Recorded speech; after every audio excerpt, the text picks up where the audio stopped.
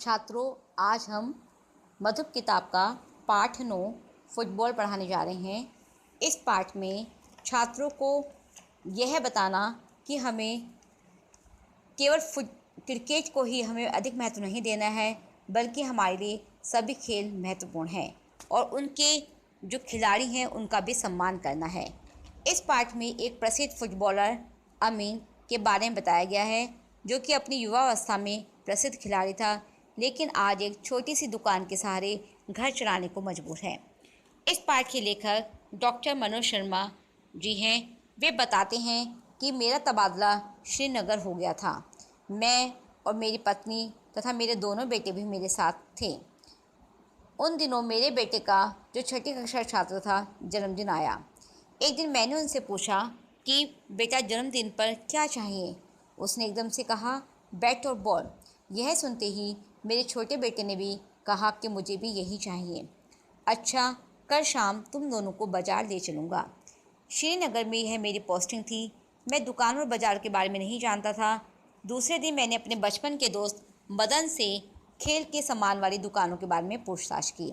उसने कहा, बडशाह चौक से माइसोमा बाज़ार में घुसते ही दाहिने हाथ की गली में, दूसरी गली में अमीन की खेलों के सामान की दुकान है।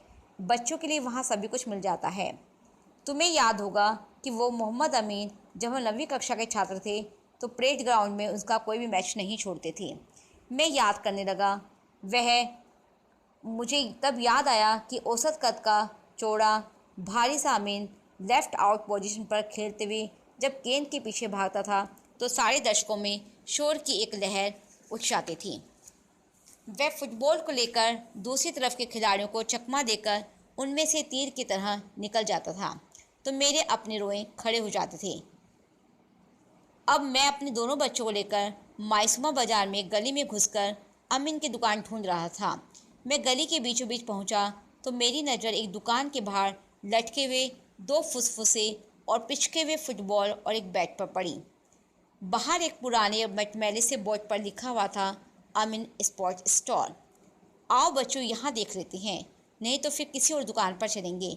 यह कहकर मैंने दुकान की सीढ़ियों पर कदम बढ़ाए। मेरे पीछे पीछे मेरे बच्चे बेमन से आ गए। दुकानदार अखबार पीछे फेंक कर खड़ा हो गया और मुझसे नज़र मिलाकर कहने लगा, आइए जी, बताइए क्या खिदमत करूं? बैट बॉल, मेरा छोटा बेटा तपाक से बोला। अभी दिखाता हूं, आजकल तो सभी क्रिकेट के शौकीन हैं, कहकर वह दुकान के पिछले हिस्से में चला गया। दुकानदार ने खाकी रंग का पुराना सा लेकिन साफ खास सूट पहना हुआ था। उसके पाँव में नायलॉन की चप्पलें थी। दाढ़ी के काफ़ी बाल सफ़ेद थे। उसका आधा सिर गंजा था। यह लीजिए, साइज़ देख कर लीजिए, यह कहकर उसने 3-4 बैट काउंटर पर रख दिए। मैंने पूछ लिया, क्या आप ही पुराने फुटबॉलर अमीन साहब तो नहीं है? मैं ही हूँ अमीन, फरमाइए। मैंने कहा, दरअसल आप मुझे नहीं जानते, पर स्कूल के दिनों में मैं आपका हर मैच देखता था। 1975 में मैं रेलवेज के साथ जम्मू कश्मीर का जो मैच हुआ था वह तो कभी नहीं भूल सकता। अमीन का चेहरा दमकने लगा। मैंने उस मैच में 3 गोल किए थे। तीनों फील्ड में पहले हाफ में हम 2 गोल पीछे थे। वल्लाह क्या मैच था, कहता कहता वह रुक गया। तभी एक कश्मीरी बच्चा दुकान पर चढ़कर बोला कि अमीन चाचा, एक 1.5 रुपये वाली कॉपी और 2 पेंसिल दीजिए। बच्चे ने रुपये दिए और अमीन ने सामान उसे पकड़ाकर पूछा, कुछ और चाहिए? बचे हुए पैसों से चॉकलेट और टॉफ़ियाँ दे दें।